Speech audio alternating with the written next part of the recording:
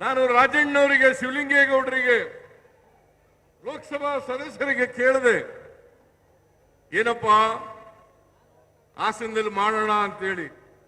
ನನಗೆ ಅದಕ್ಕಿಂತ ಮುಂಚಿತವಾಗಿ ಸಚಿವರಾದಂಥ ವೆಂಕಟೇಶ್ ಅವರು, ಮಾದೇವಪ್ಪನವರು, ಚೆಲುವರಾಯ ಸ್ವಾಮಿಯವರು, ಅವರೆಲ್ಲರೂ ಕೂಡ ನಾವು ಈ ಸಾರಿ ಹಾಸನದಲ್ಲೇ ಮಾಡಬೇಕು, ಮೈಸೂರಿನಲ್ಲಿ ಮಾಡೋದು ಬೇಡ, ಅನೇಕ ಸಮಾವೇಶಗಳನ್ನು ಮಾಡಿದ್ದೇವೆ, ಅದರಿಂದ ಹಾಸನದಲ್ಲಿ ಮಾಡಲೇಬೇಕು ಅಂತೇಳಿ ಅವರು ಸೂಚಿಸಿದ್ರಿಂದ ಇವತ್ತು ಹಾಸನದಲ್ಲಿ ಇಷ್ಟೊಂದು ದೊಡ್ಡ ಮಟ್ಟದ ಸಮಾವೇಶ ನಡೀತಾ ಇದೆ. ನಾನು ಮಾಧ್ಯಮದವರಿಗೆ ಹೇಳ್ತೀನಿ, ಇನ್ನೊಂದು ಚರ್ಚೆ ನಡೀತದೆ ಮಾಧ್ಯಮದಲ್ಲಿ, ಯಾವ ಕಾರಣಕ್ಕೋಸ್ಕರ ನೀವು ಮಾಡ್ತಾ ಇದ್ದೀರಿ. ನಾನು ಹೇಳಿದೆ, ಇದು ಬರೀ ನಮ್ಮ ಪಕ್ಷದ ಕಾರ್ಯಕರ್ತರು ಮಾಡ್ತಾ ಇರ್ತಕ್ಕಂಥ ಸಮಾವೇಶ ಅಲ್ಲ, ಸ್ವಾಭಿಮಾನಿಗಳ ಒಕ್ಕೂಟ ಮತ್ತು ಪಕ್ಷದ ಕಾರ್ಯಕರ್ತರು, ಪಕ್ಷದಲ್ಲಿ ಇಲ್ಲದೆ ಇರ್ತಕ್ಕಂಥ ನಮ್ಮ ಪಕ್ಷದ ಬಗ್ಗೆ ಸಿಂಪತಿ ಇಟ್ಕೊಂಡಿರ್ತಕ್ಕಂಥ ಅನೇಕ ಜನ ಸದಸ್ಯರು ನನ್ನ ಹತ್ರ ಬಂದು ಹೇಳಿದ್ರು, ನಾವು ಒಂದು ನಿಮಗೆ ಕೃತಜ್ಞತೆ ಸಮಾವೇಶವನ್ನು ಮಾಡಬೇಕು, ಸ್ವಾಭಿಮಾನಿಗಳ ಒಕ್ಕೂಟದಿಂದ ಇದನ್ನು ಮಾಡ್ತೇವೆ ಅಂತ ಬಂದು ಹೇಳಿದ್ರು.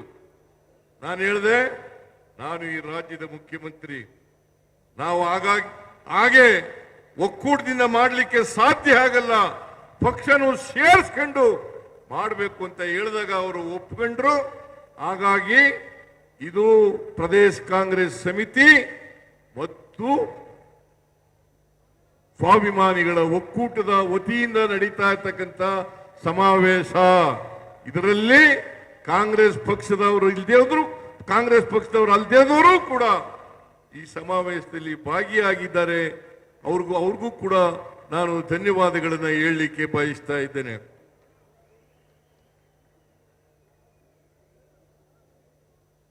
ರಾಜ್ಕುಮಾರ್ ಅವರು ಒಂದು ಮಾತು ಹೇಳ್ತಾ ಇದ್ರು, ಅದೇನಪ್ಪಾ ಅಂತಂದ್ರೆ ಅಭಿಮಾನಿ ದೇವರು ಅಂತ ಹೇಳ್ತಾ ಇದ್ರು. ಅಭಿಮಾನಿ ದೇವರು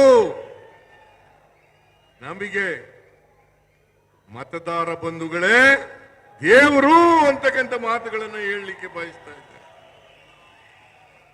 ಮತದಾರ ಬಂಧುಗಳು, ನಾವು 3 ಉಪಚುನಾವಣೆಗಳನ್ನು ಗೆದ್ದು, ಒಂದು ಚನ್ನಪಟ್ಟಣ, ಇನ್ನೊಂದು ಸಂಡೂರು, ಮೂರನೇದು ಶಿಗ್ಗಾವಿ. ಸಂಡೂರಿನಲ್ಲಿ ಮಾತ್ರ ನಮ್ಮ ಪಕ್ಷದವರು ಗೆದ್ದಿದ್ದದ್ದು.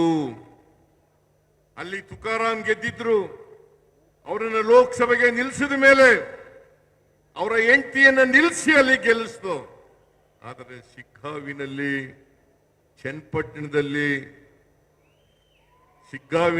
ಚನ್ನಪಟ್ಟಣದಲ್ಲಿ ನಾವು ಗೆದ್ದಿರಲಿಲ್ಲ. ಕಳೆದ ವಿಧಾನಸಭಾ ಚುನಾವಣೆಯಲ್ಲಿ ನಾವು ಗೆದ್ದಿರಲಿಲ್ಲ.